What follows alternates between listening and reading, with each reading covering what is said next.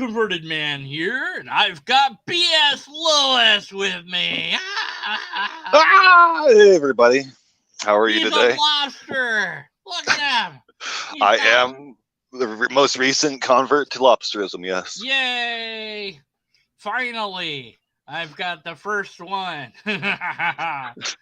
Now we have two, and this is where it begins, and we'll have a million followers and $1 million because $1 a follower each. And yeah, things will happen. It'll be great.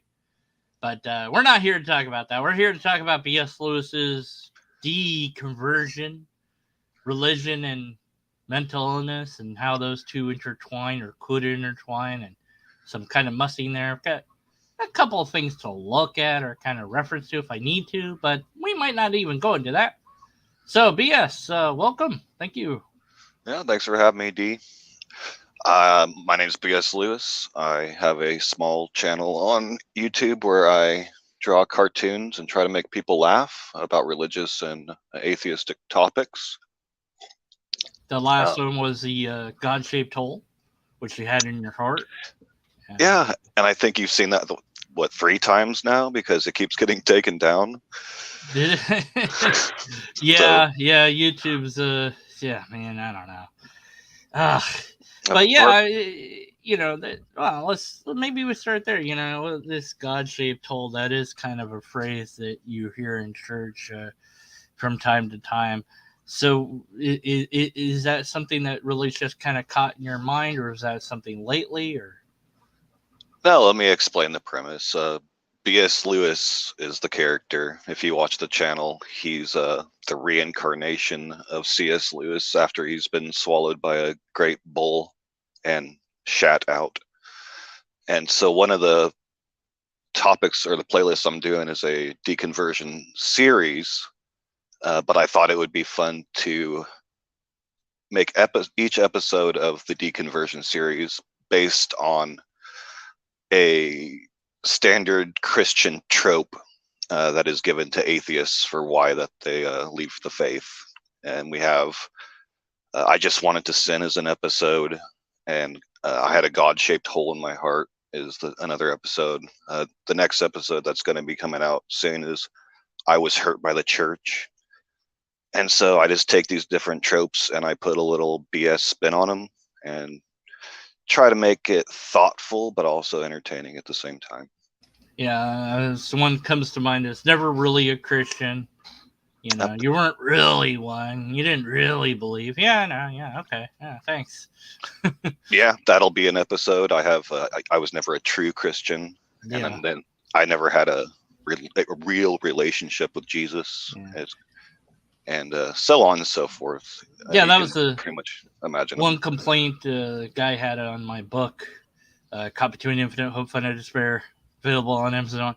That it's like, where's your relationship to Jesus? I'm like, I have all this stuff about attending church and praying. And it's like, what more did I need to say? And I thought about it. I was like, yeah, I guess I could put it in there, but I think it's a him problem. I don't think it's a me problem, because I don't think no matter what I said, it wouldn't be enough, because they can always say, well, it wasn't as deep a relationship as I have, or whatever. There's always a way to kind of move that goalpost back. And I don't think they do it maliciously. I think they do it because of cognitive dissonance. Yeah. And I think that's a good segue into what we're going to talk to, because we have a standard definition for relationship when we use the word. And if I was to say I had a relationship with a giant invisible lobster, I might end up in a mental hospital. But the majority of Christian around the world have a relationship with an invisible kind of disembodied guy who flew off into space, and it's perfectly healthy, perfectly normal, And so it's just, let's look at what this word relationship actually means, because is it a real relationship if you have a relationship with an imaginary friend? Yeah, that's a good question. How did you get started in religion? What was religion? What was the denomination? Was it something you grew up with, or? Oh yeah. So it's like a lot of people's stories, very involved. So I'll give a kind of condensed version. It kind of basically, my deconversion comes in 3 major steps. First, it was studying and breaking the mentality of Bible literalism and investigating the canonization process. The second was Christian plurality, and the third was loss of supernatural personal experience. So I grew up in the church, a very strict fundamental Church of Christ is the denomination, very Bible literalist, very by the book, not at all kind of spiritual-ish like a Pentecostal, very the opposite, very like rigid and stiff and rules. Now, is that the one? I had one where they said you had to be baptized in full immersion. Yeah, there's a lot of stipulations. They are one branch that says they are the only true church. Yeah. But it's funny because there's a lot of different versions of the Church of Right. Christ. Yeah, it's funny. Yeah. I was gonna say, because not all of them you say that. It's like not only did you have to be, the one I went to is like you had to be baptized full immersion and understand that you had to be baptized full immersion, and it had to be like said a certain way or it didn't count, and you had to know all that or it didn't count. And it's like, wow, that's a lot. So it's like, well, what about the soldier, on the battlefield dying, getting last right? It's like, nope, they don't get go. That's it. They go to hell anyways. Oh, well, that's great. And the pastor said that his dad was in hell. His dad had died, obviously, and his dad was a Baptist preacher. But he's like, yeah, he's in hell. And I'm like, how do you believe that? That's just crazy. It's like, yeah. He seemed a little like sad about it, but he was like kind of just shrugged his shoulders, like, yeah, that's how it is. Like, it's a matter of fact. Yeah. So the one I went to was actually a very strict amongst the strict. So communion had to be 1 cup and like 1 loaf, one bread, like not multi loaves, multi cups, or else it didn't count. No musical instruments. Women couldn't cut their hair. Men had to cut their hair. They even parsed it out about how long was too long for a man's hair past the ear. I don't know where it came from scripturally, but they, figured that out somehow. And just a lot of little nitpicky rules, and obedience is a big one. So they would go by a really big faith and works model, even though they would deny it if you, try to press them on it. Did they separate the men and women, or 2 different services, or across from the aisles from each other? Or? No, not that strict. Okay. Yeah, it's not quite Amish territory. Yeah, I went to a church where they had 2 separate services for the men and the women, and it was a whole thing. Because, like, you don't want to be sitting next to a woman. No, you might hold their hand or look at them, so. Yeah, right. And then definitely no women talking in the service. So, like one time I remember I was in a service and a visitor just wandered in. It was a lady. She kind of sat in the back, and the preacher was preaching, and she started resonating, like, I guess, with what the guy was saying. Gave a couple out loud hallelujahs and amens. And everybody just turned and gave her the stink eye. And it was like she didn't realize. And then at one point, one of the male members had to get up and kind of like walk over to her, whisper, like, shut the fuck up, And I don't think she ever came back. So you had this really, rigorous religion. Did that carry over into the home? Yeah. My mom, very strict. My dad was religious before I was born, went away, and then towards my later teen years came back. So he wasn't really present in the church stuff for my growing up.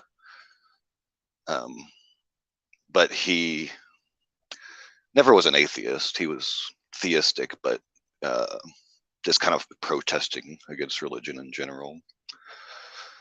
And I didn't take it super seriously. Like, I just knew it was what it was. Like you said about your preacher, that you knew it was matter of fact, like, this is the way it is. But I was like, okay, I went through my teens, church 3 times a week, sometimes more. And hit 18, and I just like, okay, I'm gonna go do what I'm gonna do. I went through my 20s and into my 30s believing, but I guess the term would be backslidden or just not caring as much. But then I got married in my 30s, or I got married in my 20s, had a kid, and it was time to rededicate because you have that kid and you're like, I want to raise the kid right. I want to, it's time for me to, be serious about this religious stuff and this Christianity faith and set a good example. Was there anything to do with religion and feeling a need to be married? That you had to get married because that's what the Bible says, or was that like you fell in love and decided to get married? Was there anything like you couldn't possibly live together because of religion, or did that affect you at all? No, I didn't really follow those because, like I said, in my 20s, I didn't really care, and so it is a love-based marriage. I actually think the Bible looks more kindly on people who don't get married, based on some stuff that Paul says. But yeah. But it's like, oh, you can't, do that until you're married. That's a bad thing to do. So some people get married because of that. Like they want, and they believe they can't unless they get married. So, I think that might be one of the many reasons why that Christianity has a high divorce rate. Who knows? It definitely could be a factor. And so I didn't have that. But my wife is spiritual but not religious. But she was kind of in the same boat when we were ready to have the kid and get back into church. She's like, I think it's time. You want some sort of foundation, community, moral stability, whatever you want to say. So what church did you wander into? Was it just whatever you found, whatever was nearby, or? No, back to Church of Christ, because that was back there, huh? It was ingrained in my indoctrination that was the true church, and so I would be snobby and look down at the Baptists and the Pentecostals and be like, they're not doing it right, Was it the one that you grew up in, or a different one? A different one. Okay. I actually lived close to the one I kind of grew up in, but because of church politics and stuff, I didn't want to go there. So I went to one that was a little farther away, but it was a smaller congregation, and they looked like they needed more help. And so I could actually put more of a role of actually taking participation, because I hadn't participated before, but then I got into leading prayer, leading songs, leading communion. I was studying to be a preacher. I actually wanted to take it seriously, and it would be a better fit there because I felt like I could make more of an impact than this larger congregation I came from, where there were a lot of male members who were already preaching and doing and all this stuff, Did they have looser no stuff, or same amount? Yeah, they're like a sister congregation to the one I came from. Okay. Wow. So how did that go? How long did that last? So we were there at that one for probably 7-8 years. It was a while. But at this time, my mom, who was a really big influence on my Christian beliefs, she started going to one that was a little bit even more out of town.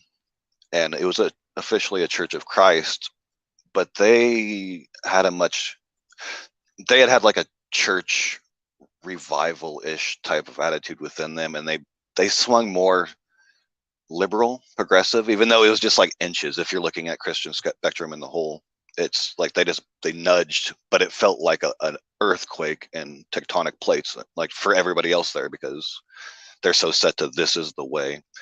We're gonna introduce a string to the instrument. Yeah, we're gonna use a pitch pipe. Oh shit! Oh my word! Yes, basically. Musical instrument. That's the devil. We've got a tambourine.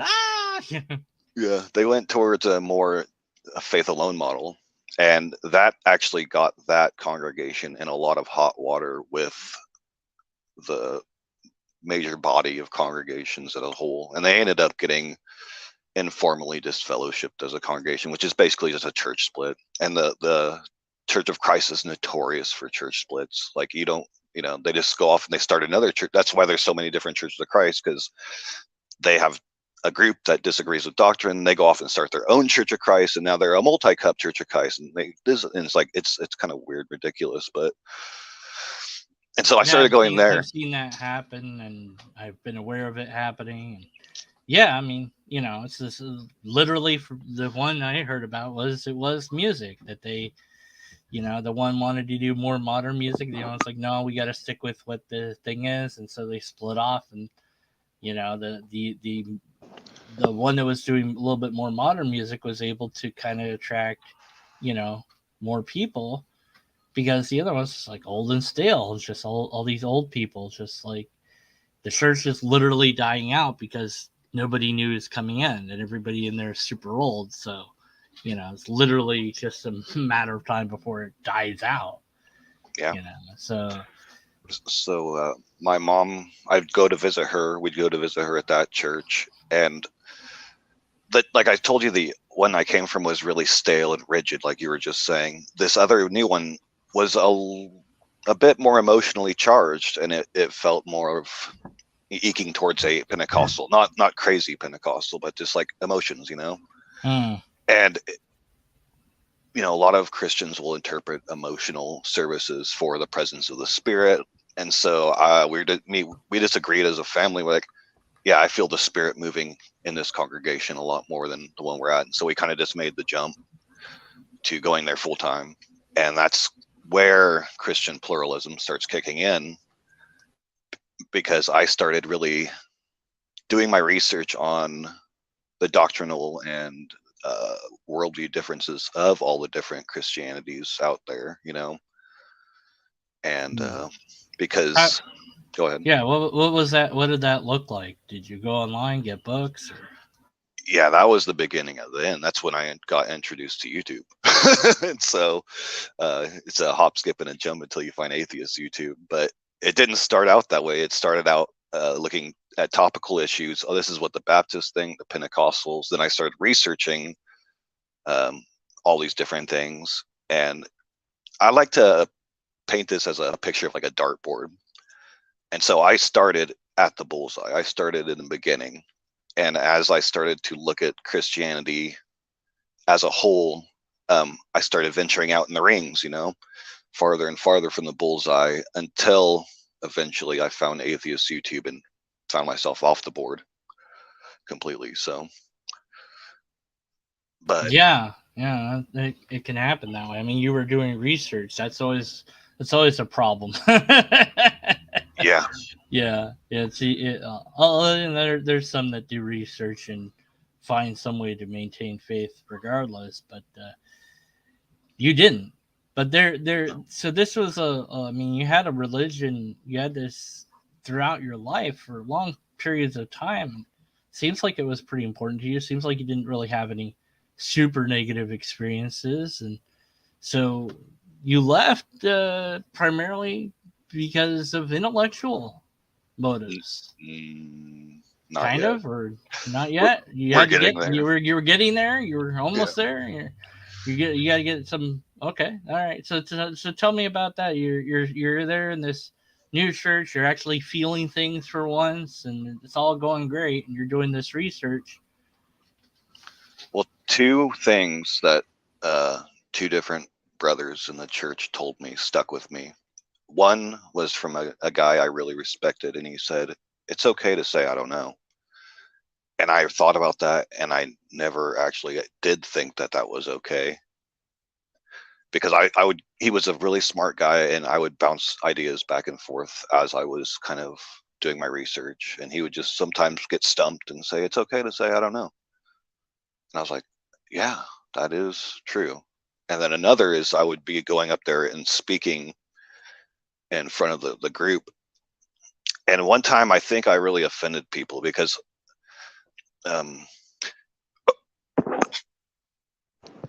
You know how there's talk about if you want to be the leader, you have to be the servant or whatever.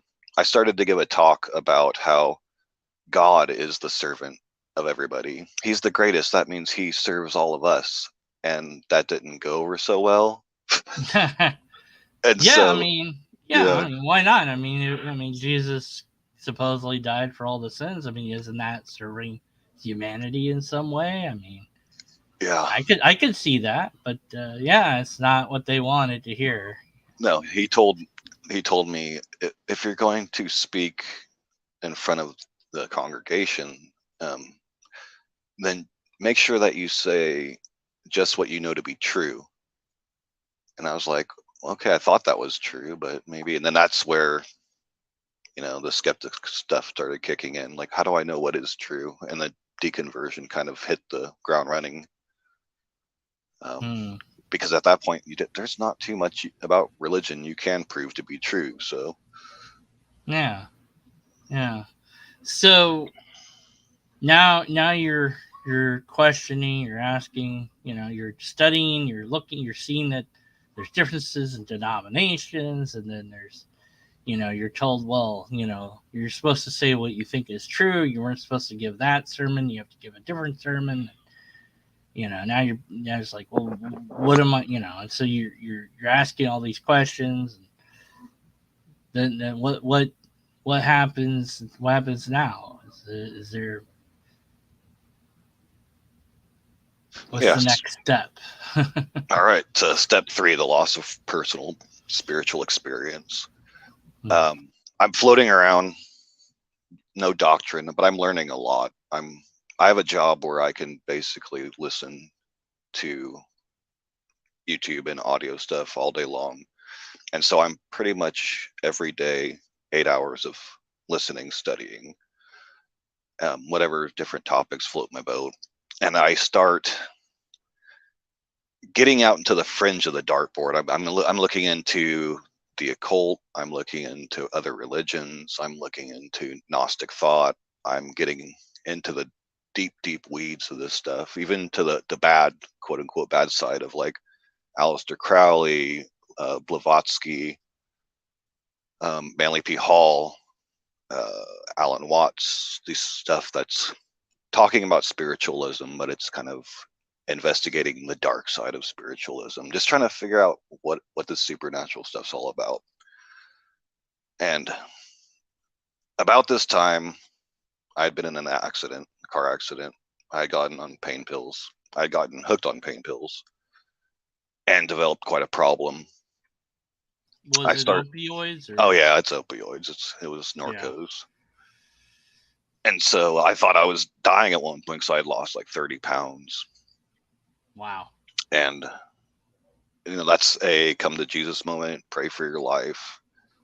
I did kick the habit, but at that point, I had been rededicated to like focusing on health. And another thing is, I'm a smoker, and I've tried a lot of different ways to stop smoking: cold turkey, patches, gums, whatever. And at one point, I was like, well, there's this Chantix. There's this pharmaceutical aid I've never tried, and so I went to my doctor to try to get on that. And the doctor told me, well, for some reason she didn't want to prescribe Chantix, so she said, well, we have this other pill called Wellbutrin. It's an antidepressant, and a lot of people use it, and they have success. So I was like, all right, sign me up. Well, I guess I'll cut to the chase here. I'm diagnosed bipolar 1 with psychotic features, but it hadn't manifested throughout my whole life. I had a late diagnosis into my 30s, and most people, the normal is being diagnosed with this in your late teens, early 20s. I hadn't known anything or shown any signs that I would suspect I had it before then. But one of the things that doctors will tell you: do not, capital do not give antidepressants to somebody who has bipolar. So it'll spike them into mania. Do you know what mania is, Deke? Yes. Okay. Well, for the audience, mania is it's described as a intense, either euphoric sensation or sometimes an agitated, angry situation. I had taken it, and it's not the doctor's fault, nobody knew, but it had spiked me into deep, deep euphoric mania. Like, I've taken a bit of drugs in my life, and mania beats all of them. But I had mistaken that for an indwelling of the Holy Spirit. And so, yeah. And so it's like, I thought, this is a good thing. because I started to understand, like, on a personal experience level, what's going on with the Pentecostals. I'm like, I never had this before. It was just like, okay, emotions and feelings and whatever. But now I'm like, I'm waking up. My body feels like I'm a teenager again. It's fresh. It's new. I have more energy. I'm like happier than I've ever been. Like, everybody's like, wow, so, this guy has had a real change in his life. You know, Jesus has really touched his heart. And obviously there's a natural explanation for it, but I didn't know at the time. The drugs and the mental issues and all that. So I wonder that it's like the drugs kind of cracked open that part of your brain that, you know, was kind of dormant until then, and that's why you hadn't been diagnosed earlier. It's, you know, you just had been lucky up until then, or something. You know, it's my best guess, but what followed was a period of probably about 3 or 4 years where I was in steady mania / psychosis. Not every bipolar person has psychosis, but I'm one of the lucky ones, fortunately. Yay. It's like the one time I get lucky, it's with the 1% thing that nobody else has and they don't know what to do with it. Kind of thing. Yeah. Right. But psychosis, for the listeners, it's not like hallucinations. It is delusional thinking, but I personally don't have any schizotypal features, so I don't actually hear audible or have olfactory or tactile or visual hallucinations. But it will change how you interpret the world. And when I go into psychosis, like, the world comes alive in a different way, where it seems like it's actually communicating with me. And it's because I was filtering it through a biblical lens. I would have verses at the ready to explain all the different symptoms that popped up. Like, one of them is rapid thoughts. You have rapid thoughts, rapid speech. And I would just translate that because I was praying for wisdom. Like, God, give me wisdom. God's giving me wisdom. And I thought it was kind of like God in that scene from The Matrix where he learns Kung Fu, where he just like, boom, plops a crap load of knowledge in your head and just downloads it at, you know, lightning fast speeds. And that was explaining. I was like, yes, I'm getting so much knowledge. I'm like, my mind can't even handle it. So because of the religion, in a way, and your religious beliefs, you went undiagnosed for longer than you would have otherwise. Because you would have had these things and gone like, something's wrong, you know. Yeah, but definitely. You were like, oh, something's right because I'm finally in tune with God. That's not good. And other people can't understand it, you know. Like, it's just you know, they're blind, I can see mentality from the Bible. And there's so much. It's frustrating. It's frustrating to sit there and think that a lot of these experiences can translate to mental illness. But fast forward through all this, I would spend like hours just talking about that period of my time. It all broke. I mean, it seems kind of dark because, you know, you're having these things that in many ways I would imagine are troubling, but you're telling yourself that they're good because they're religious, like, and so you're like having hallucinations and thinking, oh, that's, you know, God's communicating or whatever it is, you know, that I bet, you know, people that are like manic or what have you is like, oh, that's, you know, spirits coming in and out of me or whatever. And, you know, so, I mean, it's completely understandable how, you know, back before we had a lot of these mental illnesses diagnosed, that, you know, people would be cast out of society for having evil spirits or whatever. So, but here you are in the modern world, you would think, somebody would notice. So Yeah. did somebody notice from the outside, or was it you from the inside that realized? No, my wife started to realize, because it started out euphoric and nice, and then it got very ugly because I started to. Okay, I'll give a brief rundown of weird things that I did during this period.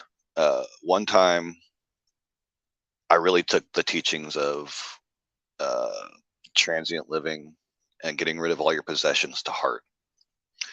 And so I became very convinced that God was saying, we need to sell our house. We need to sell our business. Me and you and the kids, honey, are all going to move out into the street because Jesus says. And you can't like look at the Gospels and say that he's actually not heavily implying this to a certain degree, because he talks quite a bit about money and being bad and let's get rid of our stuff and live by faith and just let God provide and yada, yada, yada. Well, obviously having a family, that's a little risky, a little iffy. Yeah, yeah. I think it's Matthew 19:21. If you want to be perfect, go sell your possessions, give them all to the poor, and then follow Jesus. It's like Yeah. you don't see a lot of people do, especially you have a family. And then it's like, well, then you have to have this excuse of like, well, no, but Jesus really wants me to take care of my family because he says it's in there somewhere that he says to do that. So, Yeah, somewhere that I can't find. So you said this insane thing to your wife, and she's like, "No, that's not gonna happen." I imagine maybe it wasn't that nice. I don't know. that's where a lot of cognitive stuff came into play, because it was like she's feeling she's having a leaning from the spirit, and I feel like I'm having a leaning from the spirit, and that spirit's leaning us in different directions. And then I became kind of obsessed with biblical marriage roles and a very fundamental version of that, which made me a fucking dick, a big ass fucking dick. And I am ashamed of it. I don't like looking back on how I was at that time. But looking at how fundamentals treat the marriage role and the gender role situation, it's not cognitively, just out of the blue why I would start to think some of these things. And so it caused, like you're the man, so you're in charge of the household and things like this. Your wife can't work, or all that sort of stuff. Men are supposed to teach the women. Women are supposed to submit in all things to the men. So did this kind of put your marriage at risk, or? It was, it put us at odds on different things, and it was a really hard time in the marriage. And so it just seemed like I thought I was trying to do stuff right. Like the Christian plurality part really bugged me. Like how many, there's supposed to be one path, one truth, but there's so many denominations. And I really thought I had a eureka moment. I was like, well, the reason that Christianity is a big ball of fucking confusion now is because people aren't really following Jesus's instructions. I'm going to be one of those guys who does follow Jesus' instructions, and it's going to, if it's a hard life, so be it. That's like kind of the persecution complex coming into play, and you're supposed to be embracing that and welcoming that. It's also kind of the I'm the special one sort of thing that, it's like, well, Jesus has picked me to be the one to lead everybody to the right path and what have you, Oh yeah, it's apostle syndrome, and so eventually, that's just some of the crazy stuff. I did a lot more crazy stuff. Some of it I don't want to. Did your wife kind of realize that this wasn't just religion, that there was something else, and say, maybe you need to see a doctor, or how did this come out? How did you finally get diagnosed, or how did that go down? There we go. So she had been researching it probably about a year before I actually went in, and she talked to me, and she broached the subject gently because she recognized that this seemed to be tied so much into my faith. And I told her, like, if you're right and I'm diagnosed with bipolar, it's going to be the death of my faith. because there goes all my personal experiences, like magical, wonderful, sometimes scary, but definitely what I interpreted as supernatural personal experience are just going out the window, and now there is a natural explanation for it. I never was communicating with God. I never was receiving these revelations. I never was having all these, special experiences. And so I agreed to set up a meeting with a doctor, and I skipped out on it. I said no, I didn't want to. I'd rather live the spiritual life, and that was a bad choice. Yeah, right. I'm surprised you didn't like go after like a Christian psychologist or psychiatrist or what have you, or did you? We're not talking therapy here. We're talking okay, a psychiatrist. We're right. talking Well, about but heavy duty oh diagnosis. no, yeah, there are Christian ones that do that. Oh, you're talking, yeah, okay, you're talking next level, right. I'm But there talking are like still ones that are Christian and practice. So you could have very well gotten one that said, oh yeah, those things were from God, but also you have a mental illness, or something. yeah, and that's maybe a good thing that didn't happen, because that could Yeah, have compounded it even worse, because that's the right. last thing you need, is having your medical professional intertwining I the mean, woo. that to bring forth my thing, I went to a psychologist who was a Christian, specifically the Christian one. And he's like, yeah, he was telling me the story of how he and his wife saw a demon at the end of the bed and all this. Of course, that just uh, is a night terror, sleep paralysis demon. And I'm like, well, but if I have these issue or whatever, and like, how do you know that it's spiritual versus like mental? And he's like, well, we do the prayer and we do the psychology, and whichever works. And it's like, that's not an answer. That's very scientific. And I was still Christian at the time. I was like, yeah, it doesn't seem to fit. It doesn't really work for me. So yeah. So you got lucky there, and so you see the doctor, and then you're told basically what, or you didn't see the doctor. You didn't No, want I to see the didn't. doctor. I skipped out on that one, and then probably another year goes by, and I ended up having a breakdown. One of the, like, psychosis comes on subtly, and so I cannot honestly say to you in the audience that I am atheist 100% of the time. Uh, when I start slipping into psychosis, I fully adapt the belief system of the Judeo-Christian worldview, except for because of certain events that have happened in my life, I end up falling on the wrong side of that. Unpardonable sin, I'm the bad guy. And so instead of being tormented by God or by Satan, I'm tormented by God. And this isn't unique to a lot of psychotic episodes. Sometimes people don't have religious experiences in them at all, but they translate the world as a more conspiratorial view, with secular conspiracies, with like the government is out to get you. They're planting cameras everywhere. And so it just has to do with paranoid psychosis, but it's just however you interpret that to play out in your world type of thing. Yeah, no, I wouldn't look at it that you aren't an atheist in that moment, because you're not in your faculties. You're not in real full control. It's like a different part of your brain is taken over. I think that would be like, Hitchens had talked about, that, if he's on pain medication or whatever, and he's not going to, don't let anyone say he did a deathbed confession or anything like that. He's like, if I say anything about God, it's not me saying it.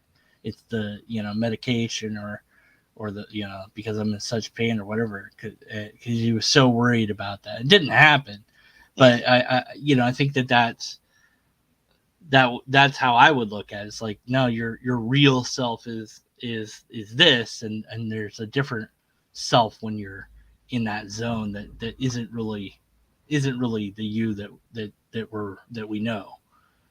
Yeah, and that's how I look at it now. If I start to drift into supernatural belief, I actually see that as one of my red flag indicators, my warning signs that I am entering into psychosis. And then I know, hey, I have certain protocols in place to bring that back. But that is one of my like initial flag warning signs. Once I start entertaining that belief, But to get to the breakdown, I was at church still. Oh, okay. I became an atheist for a year during this period after all of the examination, but then I think I slipped into psychosis, and I started to have a coming back to the church thing for a period of time.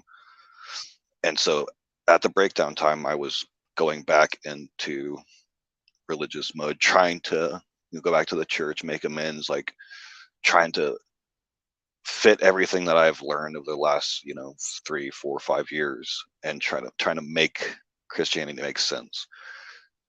Psychosis hit me hard, and I had what is commonly referred to as paralysis by analysis. It's where you have an intense trouble making decisions.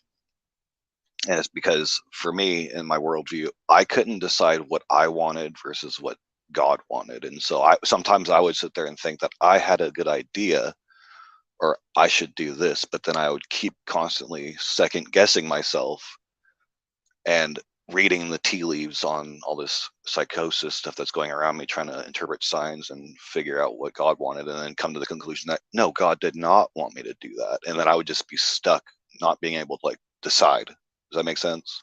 Yes, absolutely.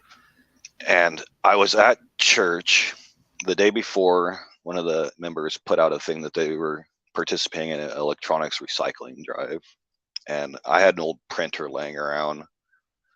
And in the email he sent out, he wrote with a cord, because apparently they wanted cords included when you're bringing the stuff in. But he capitalized it all. And so I interpreted that as some kind of message sign.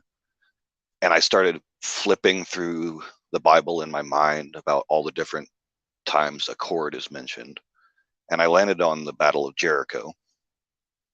And Rahab the prostitute sells out her people to be genocidally slaughtered to the Israelites by hanging a crimson cord out the window as a sign to, hey, spare me and my family, but go ahead and kill all my kinfolk.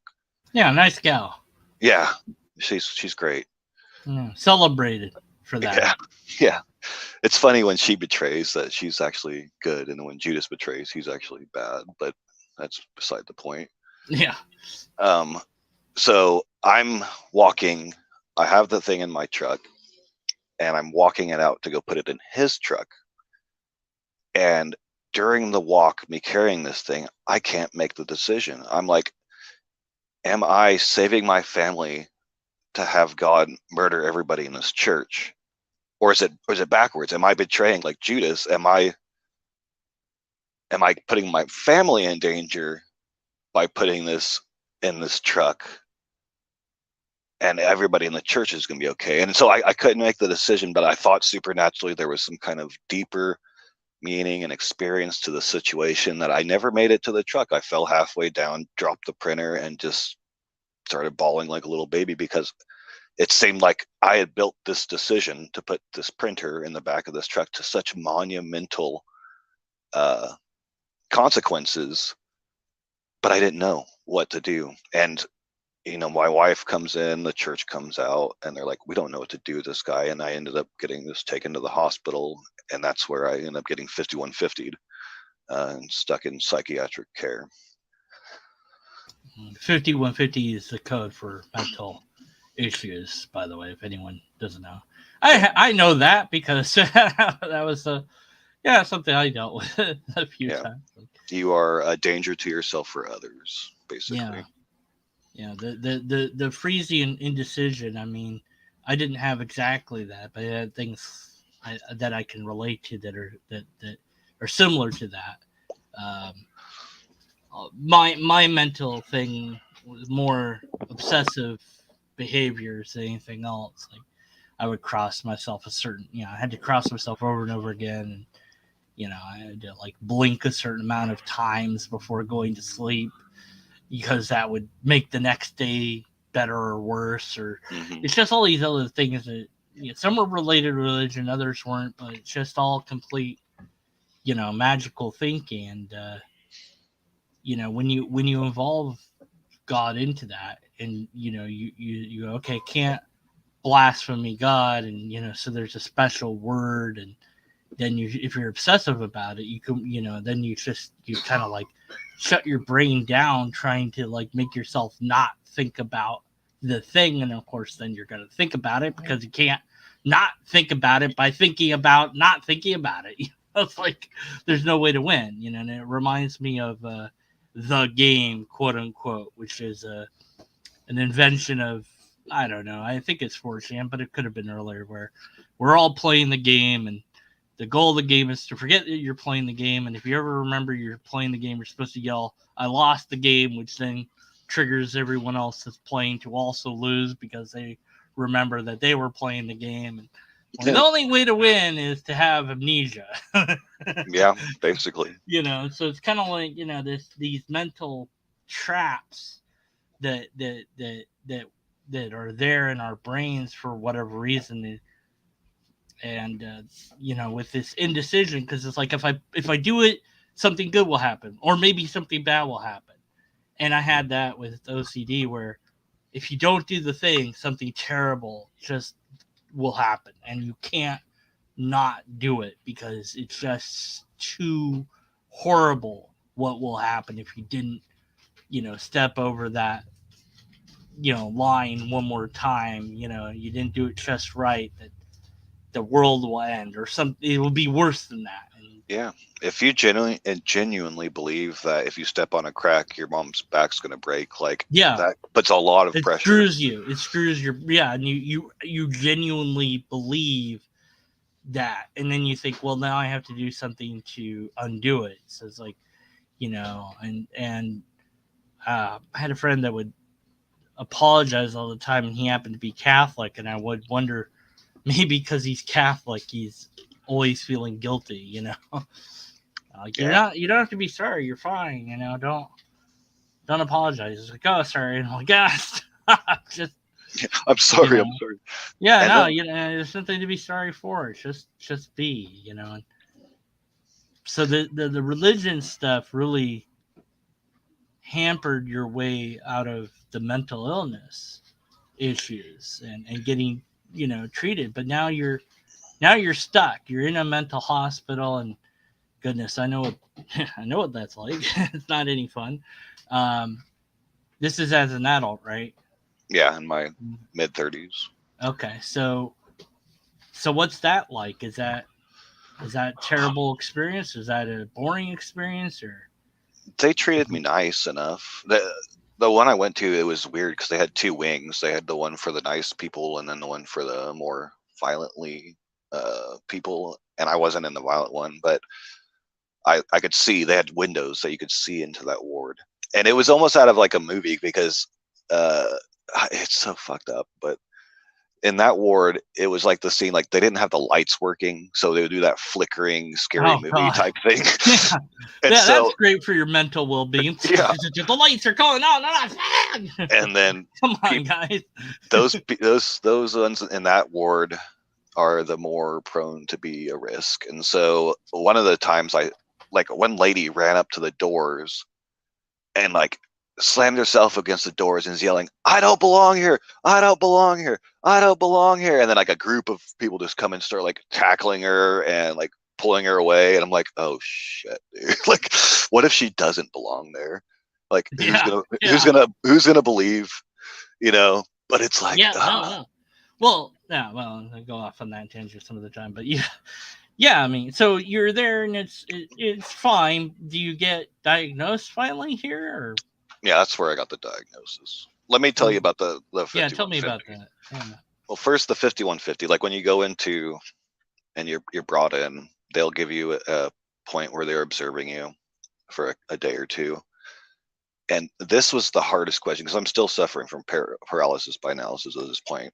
They ask me, do you ever find yourself not wanting to be here? And my logical brain saying, they're asking me if I want to commit suicide. They're saying if I am a danger to myself, but they're trying to word it nicely, I'm guessing. But as a Christian, my Christian brain kicks in, and I'm like, of course I don't want to be here. This world is not my home. I'm just passing through. Like, any Christian who says that they want to be here is not a true Christian, because they don't understand that the glory of heaven awaits and yada yada yada. And so again, I'm stuck with a decision. I don't know. Like I kind of know what this person is getting at, but I don't know what this person is getting at. And so I can't really truly answer, because both are true. Does that make sense? Absolutely. Because I mean, Yeah. you've got paradise over there, and the only you're told not to do it. Like, oh, your purpose is to serve God. That's usually the reason they say don't kill yourself for Christians. And of course, the Catholics made it a sin, and for a while, I don't think it's a sin anymore. But there really isn't anything that says not to do it explicitly in the Bible that I can think of offhand. I mean, maybe I forgot whatever it might be, but yeah, I mean, it should. You would think that Jesus would be like, "Oh yeah, by the way, guys, don't kill yourself." It's Yeah.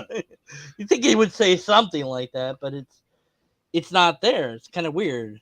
And, Um, and because the way that the question was worded, it it wasn't. I don't, and I did not have ideations of killing myself. I have a lot to live for here. Like I said, family. My life isn't shit, and so I didn't really ever seriously entertain the idea, except for maybe in martyrdom fantasies. Like, I need to go out, and I don't care if I'm going to die serving the Lord. Like, but as long as it's serving the Lord, then death by cop is okay, type of stuff. But never actually wanted the ideations. But I did fantasize about a quote unquote perfect paradise world and not being here. But so yeah, long story short, like, I did get diagnosed with the bipolar 1 with psychotic features. The mental hospital is probably one of the worst places you can stick a person who's having psychotic delusions, and because everybody else is having issues too, and so their issues are rubbing off on me, and I'm taking everybody really seriously, because during the point where I was trying to deconstruct my faith, I also dropped my skepticism and my biases, and so I was really genuinely willing to listen to everybody and at least try to walk a mile in their shoes, try out their worldview. Okay, maybe they're right. I'll try it out, for a lot of different things. And with the other people who are having issues in the hospital, I'm believing the stuff they're saying. And it's like, one lady, like you said, you had a friend who just apologized. She would just come up to me and cry and say she was sorry and apologize and apologize. I'm like, I don't know you. I don't know why you're apologizing, but maybe it's like a past life thing, or maybe it's some you so have information I don't know, and you really are sorry, and I've so that's whatever. interesting. They had the men and women interact at all, because usually that's completely separate as adults. Oh, really? I did not. Yeah, that was it's been my experience every time. Uh, but I don't know. Every place is different, so who knows? Or maybe it was a different time, so maybe things have changed since then, or what have you. Who knows? But yeah, I mean, so you got this diagnosis. Now you had said already that if you got that, that would that would get rid of your faith. So the psychologist told you find out about this somehow. Are you told it, or do you read it, or Well, after I got the diagnosis, I went on a research extravaganza on mental illness, just like I did with religion previously. And so if it had to do with mental illness, I was all about it. 8 hours a day, sometimes more, researching bipolar, schizophrenia, autism, OCD, scrupulosity, all these different things. And this is after you left the hospital? Then yeah, this is after I got the official diagnosis, because once you okay, find out you have something wrong with you want to know what's going on with it, right? And what's about. right, So, absolutely. and I started to see all these connections between what I call magical thinking and some of these mental illnesses and how they manifest symptomatically, and what I was learning and seeing happen in the religious research that I was doing. And because religion, like, they'll often tell you it's all about belief, and belief is a psychological process. And so the interaction between psychology and religious belief is very close. I'm not saying religion is a mental illness because people get very upset about that, but I'm saying symptomatically, it does seem to me at least that they do share a lot in common with different various mental illnesses, how they're described in the DSMs. Does that make sense? Yeah, I certainly think that by design, if you will, that religions, broadly speaking, have been made to tap into our psychological needs and desires and wants and fears. So, I mean, because the ones that do it best survive, and the ones that don't do it very well die off. Of course, other ones, and sometimes they die off because somebody takes over, but so you have this evolution of religious thought through time. So I mean, it doesn't really surprise me that religions tap into our needs. Of course, with the newer ones like Mormonism, pretty fair, not new, but relatively speaking new, and Scientology, pretty darn new, and you go, well, how could anyone believe Scientology? It's like, well, because it's a process. They get you little by little, you know, and they manipulate people into believing it. And you don't they don't start with Xenu putting the rocket ship in the volcano. That's at the end. Yeah. They start with the e-reader on the street, and getting you to buy a book. And this one guy described that process of how he didn't really want to buy the book, but they told him to, he bought it anyways. And now his brain is like, you bought this book, so it must be worth something. You might as well read it. And then you've got, the sunk cost fallacy dragging you along. And that's what, that's how that kind of works. So, and then cult leaders use personality tactics. I've got a number of people on YouTube just outright saying that God told them whatever, God has a message for you, and it's like they're basically speaking on behalf of God. And you got to wonder if they're trying to start their own religion or whatever, because it's just kind of like, yeah, no, God didn't tell you anything. It's not a thing. But so Yeah. so you have this now. You're researching all these mental illnesses. Are you trying to explain away that it was just a mental illness so you can preserve the faith? No, I just was wanting for education's sake to make sense of what was happening to me, and then the correlations just started happening because if you make the research, then it's hard not to see. Like you were talking about OCD and scrupulosity, and you can. It's not hard to make a one-to-one correlation of that to ritual and ritual behavior, ritual sacrifice. Like that is the Old Testament. Let's keep killing animals over and over because if not, God's gonna, take a shit on us. Right, something bad's gonna happen if we if we make the right sacrifices. We'll get the good harvest. Yeah, If we rain don't, dances. rain dances, etc. And so you do this ritual dance, and this happened. Oh man, I forget what it was. I'd have to look it up. But there was a thing where somebody was dancing in the street, and all these other people started dancing, and like they danced for however many days. People like were dropping dead of heart attacks or whatever until it finally kind of like stopped. And just there's this mad mass psychosis, completely unexplained. Like nobody could explain why they were doing it or why they had done it or what possessed them to keep going. It's just like they did it for a while, and then they stopped. And some people died from it, and just like, and then it went away, and that was it. It's like, you had the satanic panic and stuff like this, where this just Pokemon's gonna get them, and D&D is gonna get them, and the rock and roll is gonna get them, and everything's gonna get them, and it's demons everywhere, devils and like Salem witch trials. There's another example where people just completely lost their minds believing in stuff for no good reasons, and so there's something in our brains that seems to let a lot of us do this stuff, and for it to seem perfectly normal. Goodness gracious, that's scary. Yeah. So it's like, how many more mental issues are there that we haven't diagnosed because we look at them and think, oh, that's religion, that's a spiritual experience, or whatever. It's like, well, maybe it's you going crazy. I don't know. Yeah, it's the individual study of psychology and how it branches out into the group study of sociology is fascinating. Like, and one of the actual I don't know if you heard about the elevator Oh yeah, experiment where where everybody's everyone facing their turns own, around, right? Yeah, yeah. and then somebody I just love that. walks. Yeah, they walk in and it's like, They almost well, they turn around.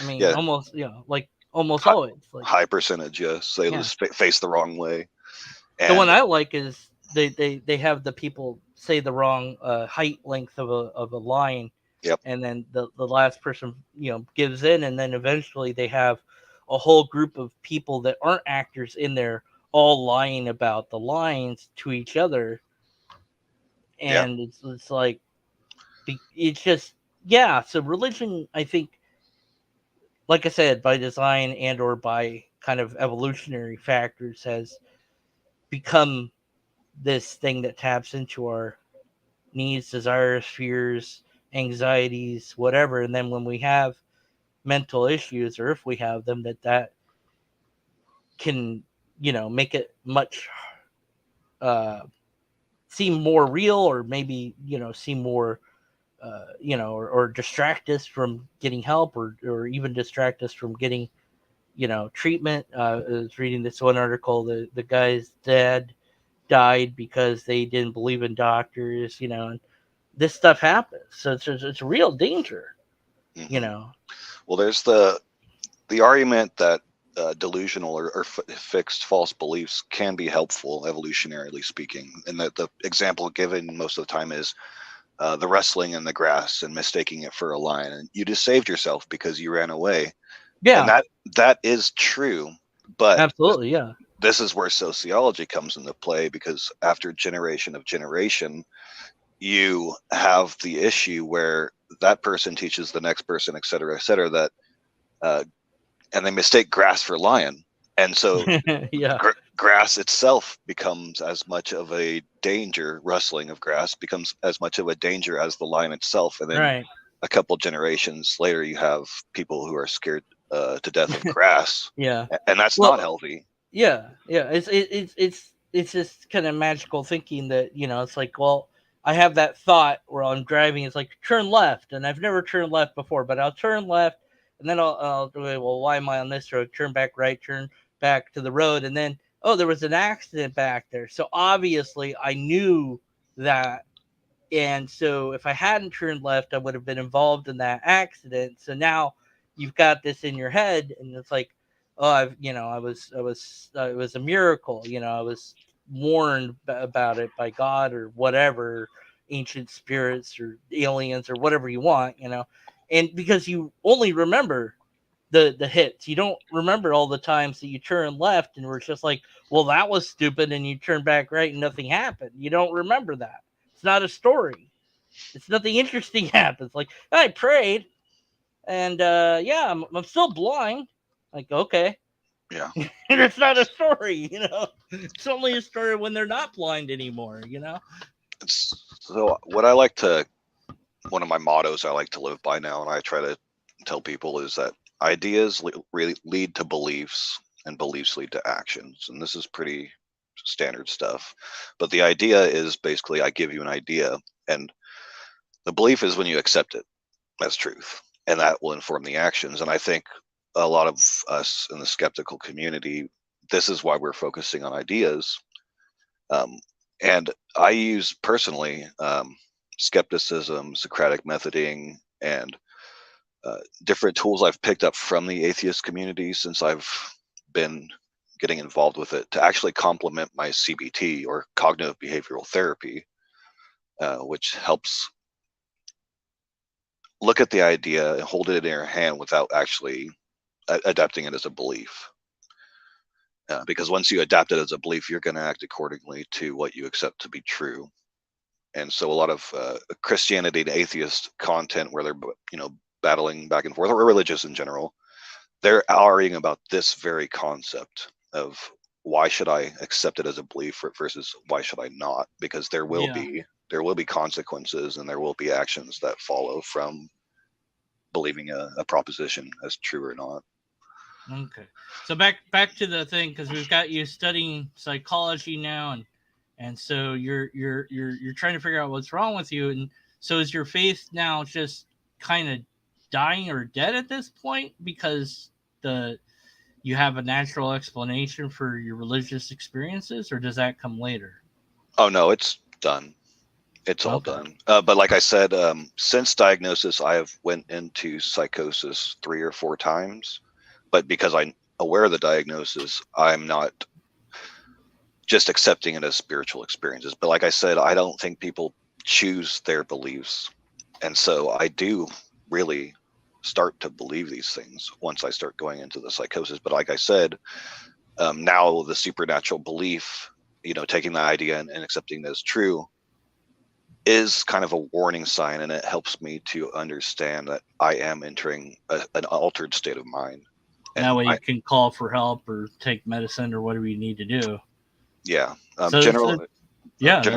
Generally I'm on a mood stabilizer, but I have a different one, an antipsychotic that is like a fire extinguisher. And I use that when stuff starts getting out of hand. And that basically tells me it's time to use the fire extinguisher. The mood stabilizer is not cutting it as much. So, it's time to bring it back. So you did, once you had your diagnosis and all that, was your marriage on the mend then? Are you good to go with that, or is that a subject we don't want to?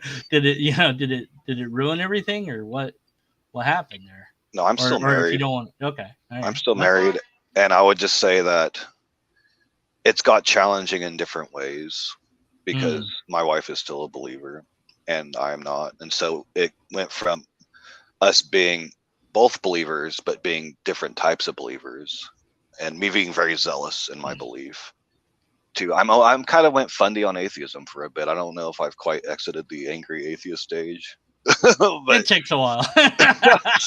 But hey, sometimes you gotta be, gotta let off some steam, And so we're learning to adapt and evolve, but a lot of people will tell you who are quote unquote unequally yoked that it is a challenge, and a lot of people if it wasn't a challenge, it wouldn't be fun, Yeah, a lot of people don't, their relationship doesn't survive. But my wife is a very loving and caring individual, and she's been my best friend, helping me through my not only mental illness but like deconversion process, like understanding what's going on.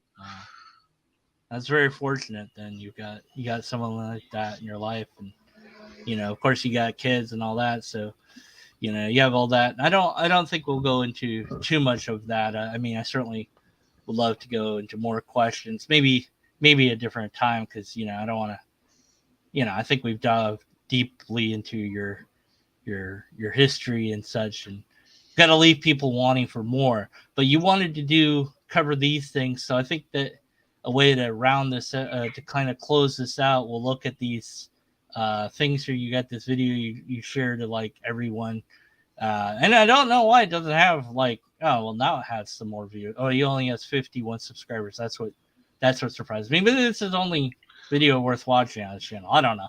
But anyways, so anything can be sacred is number one, and I think we'll just kind of go through the different numbers. We won't really necessarily play the video or whatever.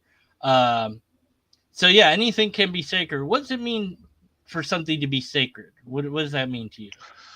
Well, number one, and if you want to fast forward number two, they actually are the same. So it's anything can be sacred. Number two is anything can be cursed. And this video helped me out. I wish I would have found it sooner, but it talks about magical thinking, and it definitely pertains to the religious thought, but it also pertains to the psychotic thought. And so anything can be sacred, anything can be cursed is basically true. You're placing a special importance on something that might not require such a special importance being placed on it,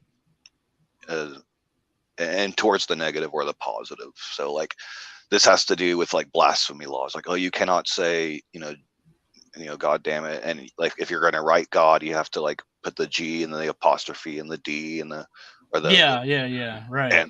And The one so, guy that said to me, the plagiarist dude that was like, when I said there's no Holy Spirit, he's like, oh, that's blasphemy of the Holy Spirit. Like, mhm. what? Whatever, man. I don't care. That's your problem, not mine. So, Uh, but yeah, so it's sacred or cursed. So anything can be. Yeah, ideas, objects, people, groups, anything. yeah. Literally. And when you get into people in groups, that's when it really starts becoming more dangerous, you know? Yeah, yeah. Because if they're sacred, then anything they say is goes, and then if they're cursed, then nothing they say matters, right? Because you're cursed. Yeah, you've exalted Yeah. or demonified them or whatever, Yeah. demonized them to a point that they are not a human being anymore. Hmm. I'm looking at the. Yeah, you can watch it. It's only 2 minutes long. It's Yeah, yeah. kind of good Yeah, animation. this house is cursed. Hate when that happens. Here's the Yeah, dust bunnies. They're coming. It's for sale now. Yeah. Yeah. I bet it's cheap. Yeah. Oh yeah. Okay, so mind over or matter over mind. Now that's different because it's mind over matter usually. Okay, so this is Well, matter over mind. watch it. He does a flip on it. Yeah. Okay, So so what does this mean? no, watch for 2 more Oh, we seconds. have to watch it. Okay. Boop. Oh, he switched it. Oh, okay. Well, There see, you go. he screwed me. He He tricked me. gotcha. He tricked me. He got me. He got me. Okay, well, I'm not watching this video anymore. No. So mind over matter. Okay, well, that sounds good though. I mean, that's a saying. Like, okay, I can overcome this or whatever. So, why is this bad? How can this be bad? Mind over matter. It's the principle behind like the law of attraction. Well, I'm sure you've covered that probably on your channel before. The woo that comes with I can wish things. I can think things into Okay. existence. Yeah. And Okay. I think I'd label this differently than what they did then. But yeah, I know what you're. Okay. yeah, and it's basically the thought process that I can't really explain it anymore. I can Easier than wish that. I can think my way to a better world. There's Yeah. quantum woo where it's the observer effect. Therefore, if you observe something, you change it, and yet like no, that's not, Yeah. no. And that principle, mind over matter, is the basis for most theological creation narratives. A disembodied mind created matter. So, All right, rituals bring good luck. Well, some rituals bring bad luck too. So yeah, I mean, yeah, or there you ward have off it. bad luck or Reward whatever. off. Yeah, the sage is sprinkle sage around, salt, pour a salt circle around you. I'm like, how does that work? Like, does that extend all the way into outer space? So, like, could they dig under the circle? Like, if you draw a circle, like, does that affect the other side of the Earth? Mm-hmm. How does this work? It's magic. Like, yeah, well, yeah, it doesn't have an explanation because, like, no, it doesn't make. So yeah, rituals, bring luck or ward off, whatever. And yeah, so I was talking about crossing myself over and over again. It's like because you cross yourself, you're protected. You say you pray that somebody's going to make it back safely when they go, and it's like okay, now you feel like, well, of course they're going to come back safe because I prayed for them. Yep.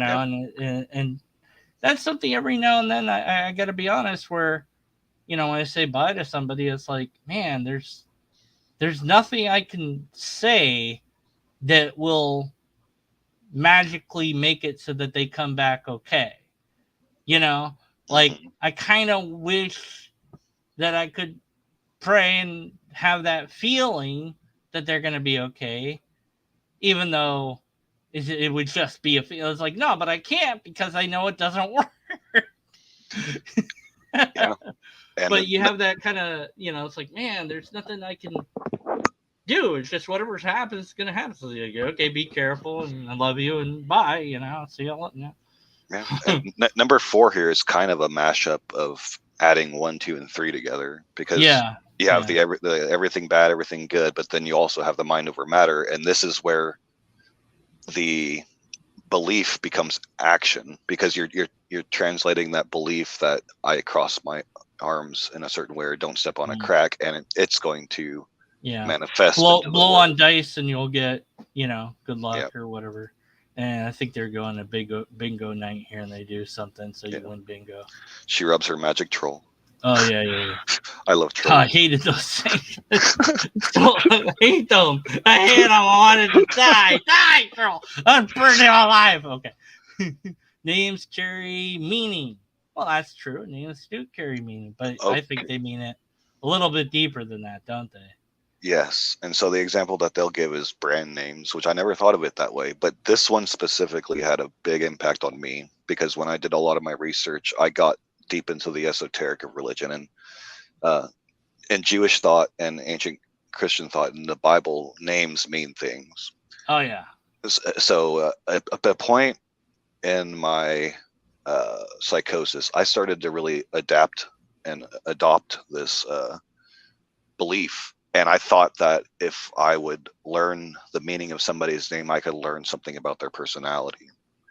And so, like, I don't have any off the top of my head, but like, if your name was such and such, and I knew it meant like you're a piece of crap in Jewish, I would make you a piece of crap because your name is that means a piece of crap. And so it would automatically affect my treatment towards you because I thought in some divine way that you were destined to have that name and that, it was to signal to all those who were in the know, wink, wink, that you were a piece of crap. Yeah.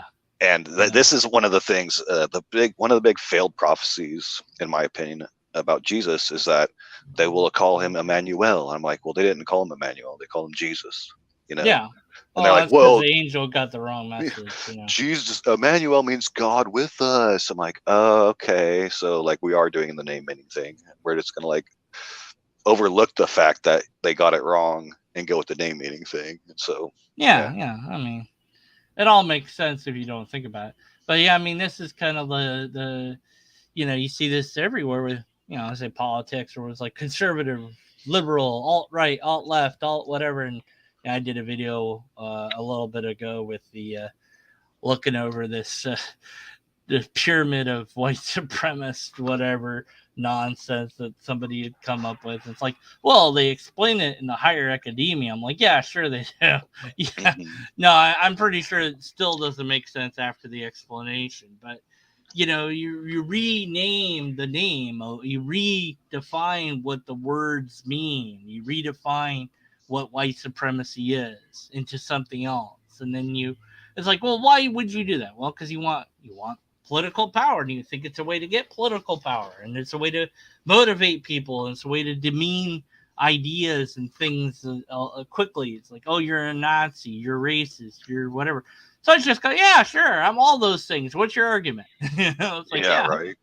So the name, in the way, I take the power away from it and say, words have no power over me, and I think like the N word. Oh, you can't say that. Like, yeah, you can. Don't say it at someone, but take away the power of it. And just let's not have magical thinking like that. It's like, oh, there's no, don't go to the 13th floor.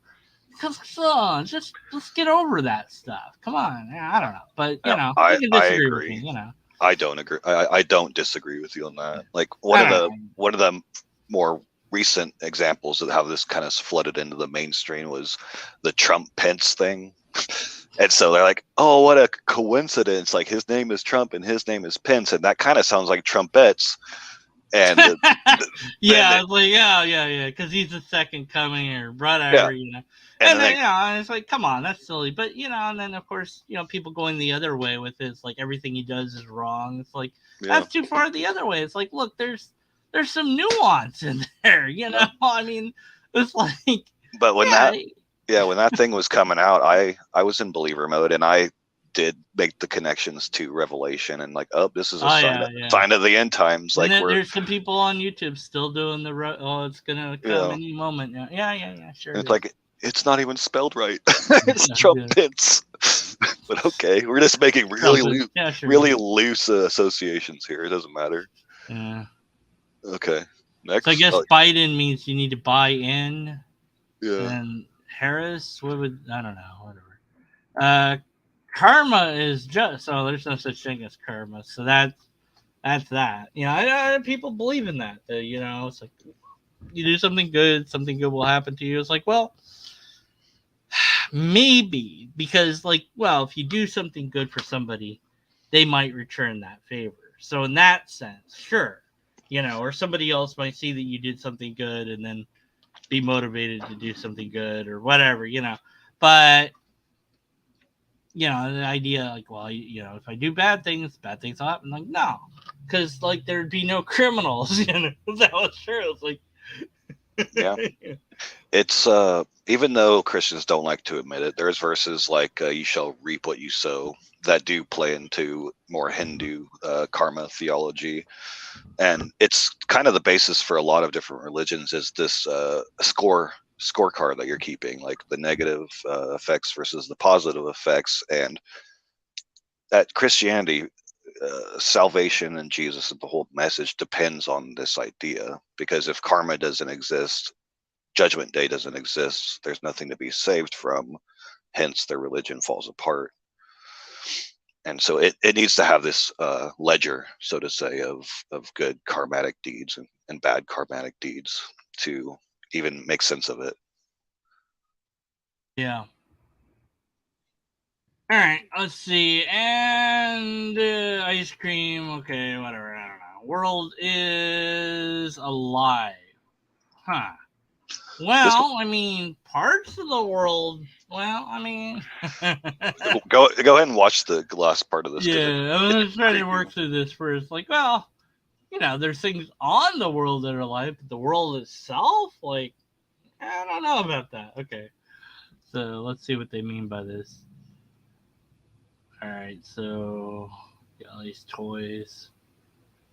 Oh God, no, no! Burn it with fire! Kill it! No, why would you have it? Like, Okay, yeah, that don't, no, that was, oh man.